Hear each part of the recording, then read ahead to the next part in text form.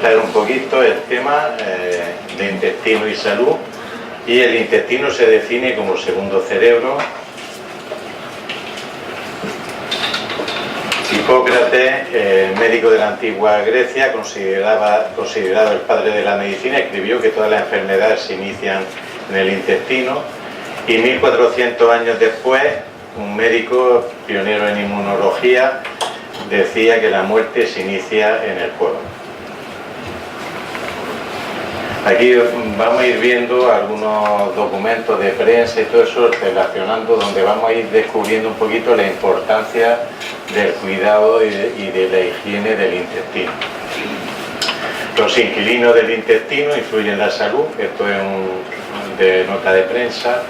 Cada vez hay más datos que demuestran que la microbiota, la bacteria, virus, hongo que vive en nuestro cuerpo, cumple un rol fundamental en el funcionamiento de muchos procesos fisiológicos y también en la aparición de distintas enfermedades, como diabetes, obesidad, enfermedad inflamatoria. Estos inquilinos pueden influir en las posibilidades de enfermar y también en determinar la efectividad de algunos tratamientos contra el cáncer, tal y como acaban de demostrar dos artículos publicados en la revista El Tiempo. Esto de otra prensa también es un comentario que habla sobre el trasplante de heces, que es una técnica que han utilizado en algunas culturas, simplemente pues como anecdótico, ¿vale? En el sistema defensivo de las barreras epiteliales, para que veamos la importancia de la mucosa intestinal, es que como protección tenemos de piel 2 metros cuadrados y de mucosa, de la mucosa urinaria, riñón y vía urinaria y vejiga, 10 metros cuadrados, la mucosa respiratoria 140 metros cuadrados y la mucosa digestiva 400 a 600 metros cuadrados. Aquí lo representa como un campo de fútbol. Es para tomar conciencia de la importancia de esa mucosa digestiva. En la barrera intestinal tenemos una parte que es el sistema inmunológico, la propia mucosa intestinal y la microbiota, que son los gérmenes que están viviendo ahí en esa mucosa intestinal.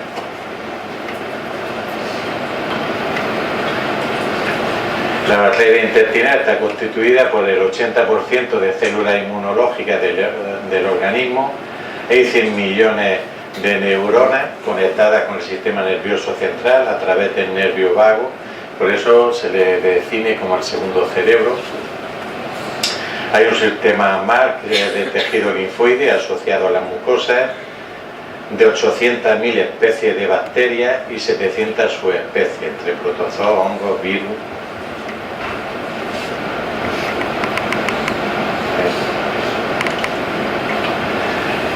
En la microbiota, particular en el tracto digestivo, en el intestino, siempre contiene bacterias y corresponde a la microbiota 2 kilos del peso de una persona de 70 kilos. Es decir, que tenemos 2 kilos de gérmenes ahí metidos.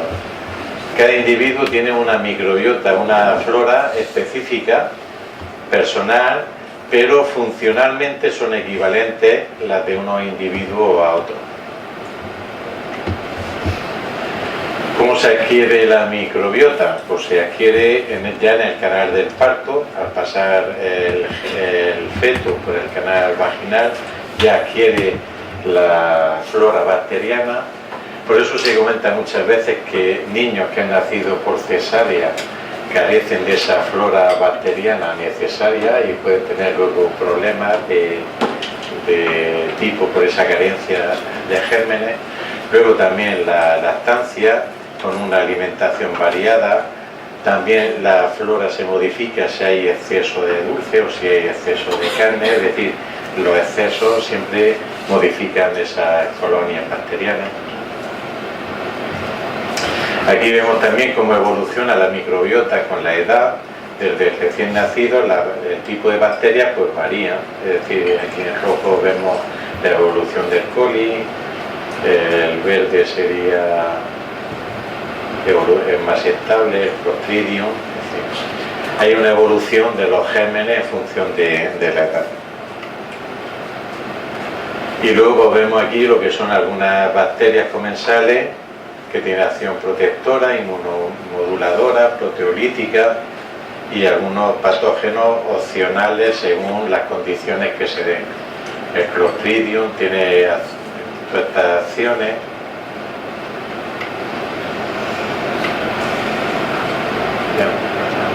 Cándida.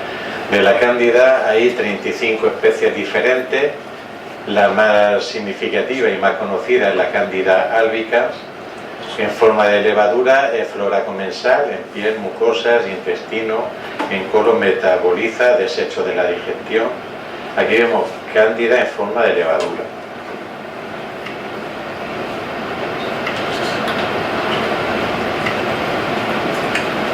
Y aquí vemos cándida en forma miceliana, en forma de hilo, por acumulación, por unión de varias esporas, ocasiona disbiosis, emite hifas, puede tener acción patógena, infecciones mucosas, infecciones sistémicas.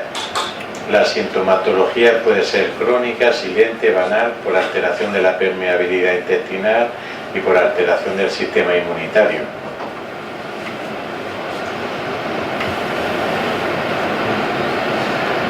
Aquí vemos que la microbiota es importante y se han hecho experimentos con ratones libres de gérmenes. Entonces, en ratones libres de gérmenes y en ratones con gérmenes, es decir, con microbiota. Si se le quita esa microbiota, el intestino se dilata, necesitan más comida para crecer, son más vulnerables a las infecciones, la conducta se altera, están más imprudentes, más irritables.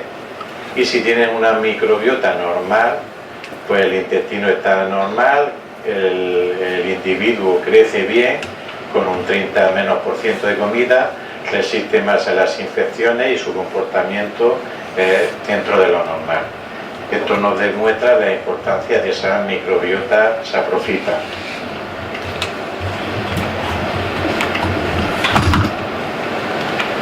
La microbiota intestinal humana tiene funciones metabólicas, estructural, ayuda a la fermentación, la producción de sustancias como vitaminas, fortalece el epitelio intestinal, desarrolla el sistema inmunológico, acción protectora, competencia con patógenos en los sitios de unión, producción de sustancias antimicrobianas, mantenimiento de la homeostasis intestinal, función cognitiva, porque contribuye a la síntesis de neurotransmisores y a la conexión con el sistema nervioso central a través del nervio vago.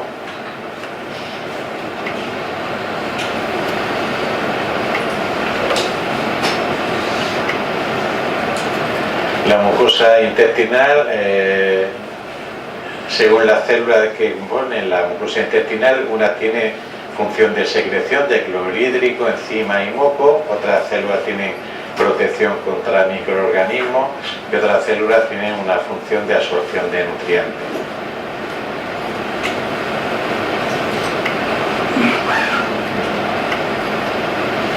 El sistema inmunitario pues tiene una función defensiva de lo extraño y una función de tolerancia de antígenos de la dieta normal y de microorganismos no patógenos. Hay respuesta inespecífica por los macrófagos y respuesta adaptativa específica frente a antígenos concretos de forma humoral por anticuerpos y por las células linfocitos. En ambas situaciones siempre hay inflamación.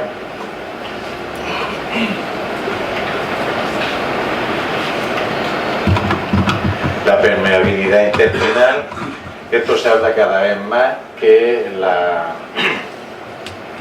siempre que hay un proceso inflamatorio intestinal, la mucosa, que sería esto una mucosa normal, pues cuando hay un proceso inflamatorio vemos que hay una separación de esa mucosa y esa separación hace, cuando separamos las células, el espacio que queda entre las células es mayor. Quiere decir que la porosidad que hay entre célula y célula es mayor. Al aumentar esa porosidad intestinal, el paso de antígenos al sistema inmunológico, a la sangre, es mayor. Pasan más antígenos y la sensibilidad y el riesgo de toxicidad, de que pasen cosas que no deberían pasar, pues es mayor. Pasan metales, materiales de desechos, fibras que no deberían de pasar al organismo, y el deterioro y el riesgo de patología pues es mayor. Hablamos de intestino permeable porque cuando se hace esa mucosa se hace más permeable, pues en vez de pasar solamente aminoácidos o péptidos, pues ya pasan proteínas concretas que luego pueden producir alergias o pueden producir otras patologías.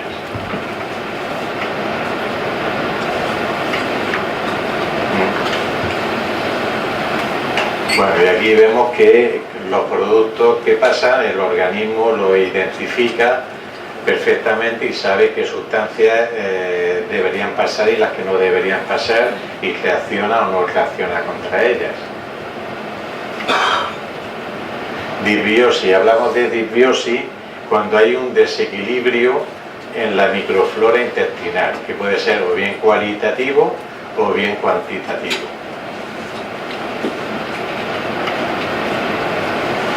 Las causas de la disbiosis pues son, por un lado, los factores ambientales, influye el estrés.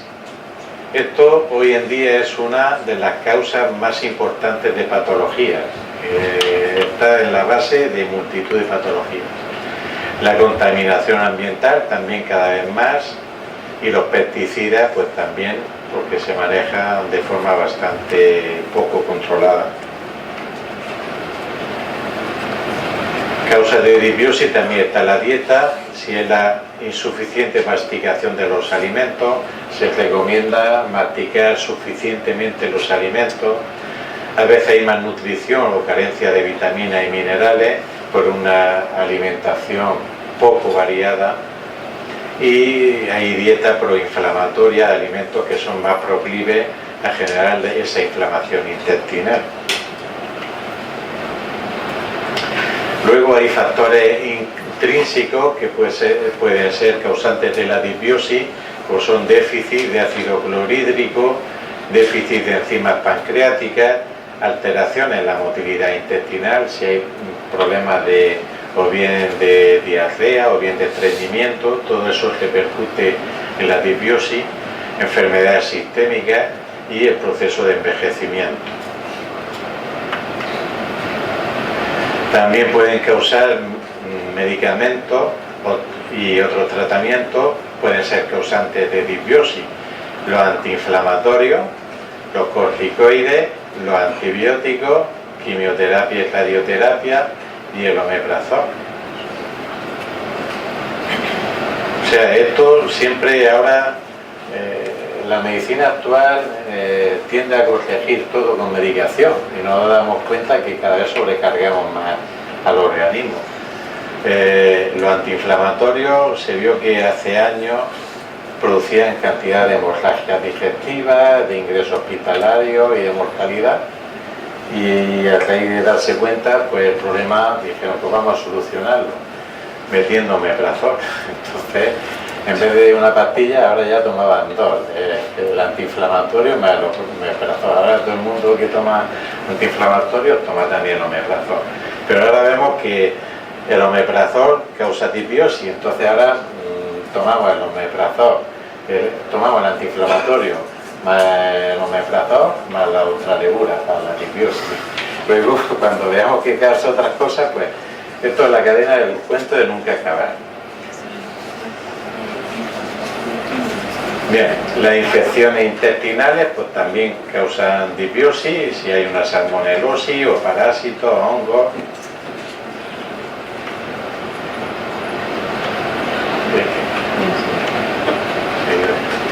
Luego hay también causas de origen tóxico, como son el alcohol, el exceso, el tabaco, metales pesados, los colorantes y aditivos alimentarios en exceso,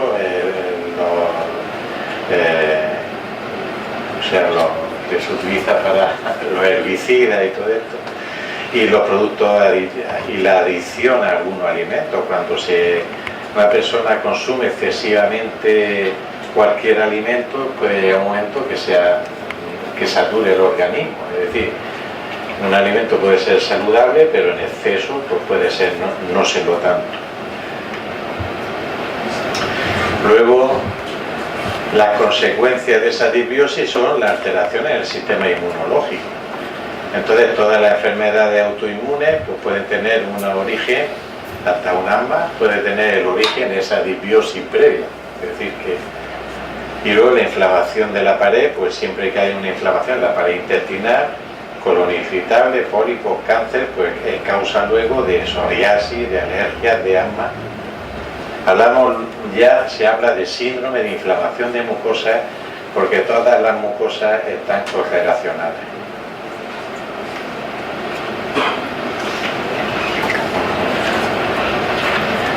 Patologías que se pueden asociar a esa disbiosis pues son la fatiga crónica y la fibromialgia, la obesidad y también cuadros psicológicos como son la depresión, ansiedad, trastorno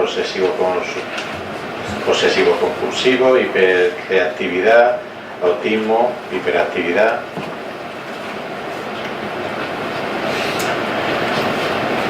Aquí está un poco la clave y la consecuencia de la disbiosis es entrada excesiva de antígenos. Esto produce enfermedad inflamatoria, alergia alimentaria, intolerancia alimentaria.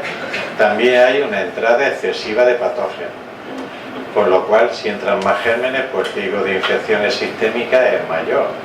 Hay una entrada excesiva de toxinas, entra todo lo que no tiene que entrar, todo lo malo. Puede haber sobrecarga en la función intoxicante del hígado y de los riñones y generar déficit enzimático y formas clínicas de expresión diversa como migraña, dispepsia, trastornos vasculares y entrada de alimentos mal digeridos, proteínas, péptidos.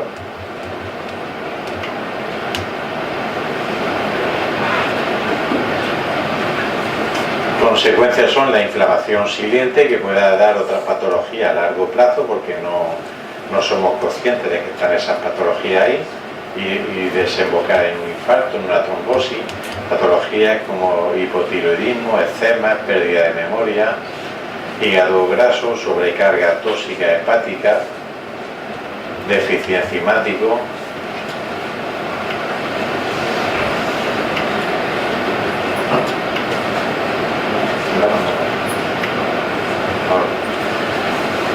Nosotros también podemos influir de forma positiva en la microbiota, evitando por un lado antibióticos innecesarios, es decir, evitando en la medida de lo posible todo lo que sea medicación agresiva o reduciéndola todo lo que podamos y aportando pre y probióticos y sobre todo pues con una alimentación variada, equilibrada.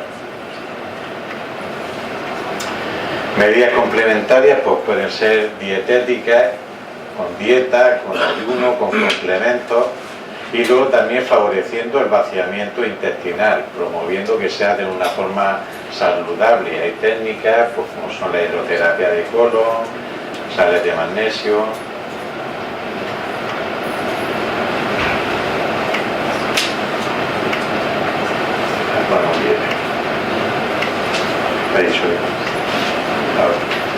Y aquí es sobre la hidroterapia de colon, pues es una irrigación intestinal científica y terapia de apoyo que mejora el anormal funcionamiento del canal intestinal y la restauración de la eliminación fisiológica intestinal es a menudo importancia primordial y preliminar a toda eventual restauración de la salud.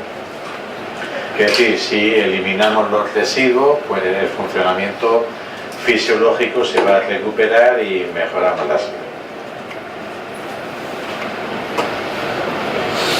Aquí dice que cavamos la tumba con nuestra dentadura, porque la alimentación y el proceso de la digestión empieza en la boca. Entonces, si ya empezamos con que ese proceso digestivo no se hace bien por una mala dentadura, pues ya empezamos a tener riesgo de patología. Así que mientras no se cierren todas las compuertas, es decir, mientras esos poros de esa permeabilidad intestinal no se cierre al completo y se pase solamente lo que tiene que pasar, pues nos escapan muchas cosas y entran al organismo cosas que no deberían.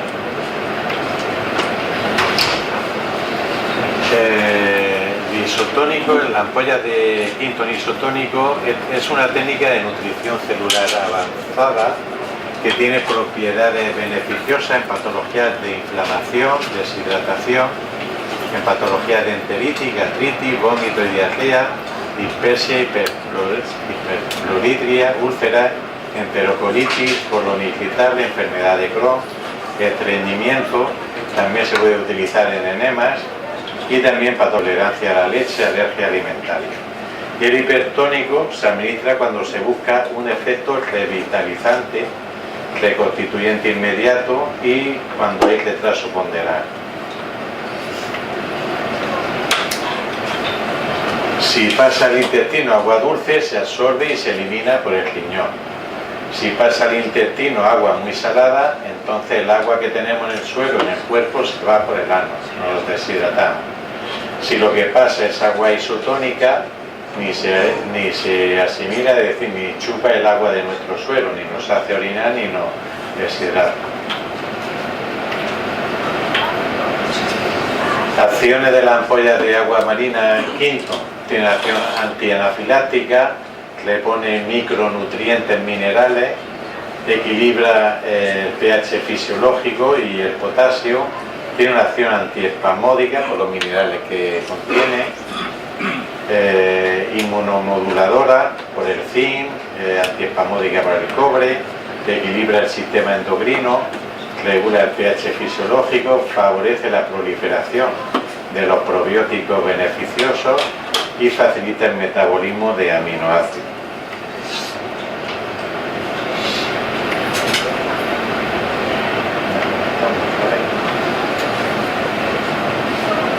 Esto es un estudio que se ha hecho con Quinton isotónico en el manejo de la diarrea aguda y se ha comprobado que la diarrea suele formar parte de la sintomatología de otras afecciones, que existen soluciones de la tracción oral, pero esta se centra en los componentes mayoritarios. Ignoran con frecuencia la existencia de los elementos traza, que son importantísimos en la recuperación de la célula, cuyo papel en la absorción, metabolismo y biodisponibilidad de efectos de nutrientes ha sido evidenciado en publicación del 2013. Además, cada vez con más frecuencia se recomienda eliminar en esos tratamientos de rehidratación lo que son los refrescos comerciales, las bebidas de deportistas o los preparados caseros, el agua de limón y todas esas cosas, por su bajo contenido en sodio y su alto contenido en glucosa y elevada osmolaridad. Otro estudio del 2015. A esto último debe añadirse que la ingesta de sustancias osmóticamente activas de pobre absorción está asociada con la aparición de diarrea osmótica. Otro estudio del 99.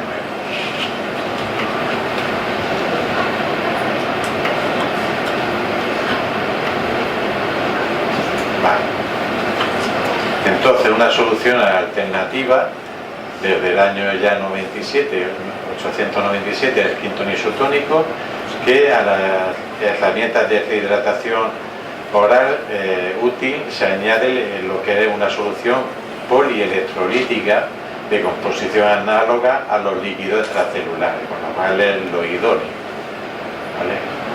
Y en cantidades fisiológicas, y esto es un trabajo también, y por su carácter natural y ausencia de efectos secundarios y biodisponibilidad, es decir, que incluso aunque demos el hipertónico, por ese carácter de biodisponibilidad, la célula va a absorber solamente los minerales que necesita exclusivamente, los demás se desechan. Yo trataba a veces la diarrea cuando el niño estaba muy debilitado, dándole el hipertónico y sin ningún problema. Y esto es ya un poquito de bibliografía.